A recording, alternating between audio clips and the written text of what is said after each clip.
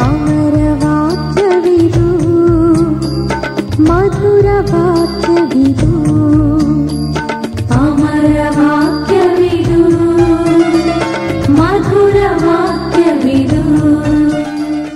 ಇಡೀ ವಿಶ್ವದಲ್ಲಿರುವ ಅನೇಕ ಗ್ರಂಥಗಳ ಪೈಕಿ ತನ್ನ ಪ್ರತಿ ಪುಟದಲ್ಲಿ ಭರವಸೆಯನ್ನು ಮೂಡಿಸುವ ಏಕೈಕ ಗ್ರಂಥವೇ ಬೈಬಲ್ ಶ್ರೀಗ್ರಂಥ. ನಾವು ಸೋತಾಗ ನಮ್ಮನ್ನು ಮೇಲೆತ್ತುವ, ನಾವು ಕಂಗೆಟ್ಟಾಗ ನಮ್ಮನ್ನು ಸಂತೈಸುವ, ನಾವು ಬಲಹೀನರಾದಾಗ ನಮಗೆ ಚೈತನ್ಯವನ್ನು ತುಂಬುವ ಜೀವಂತ ವಾಕ್ಯವೇ ಬೈಬಲ್ ಶ್ರೀಗ್ರಂಥ. ನಮ್ಮ ಭರವಸೆಯ ಯಾತ್ರೆಗೆ ದೇವರ ವಾಕ್ಯವನ್ನು ನಮ್ಮ ದಾರಿದೀಪವನ್ನಾಗಿಸಿಕೊಳ್ಳೋಣವೇ?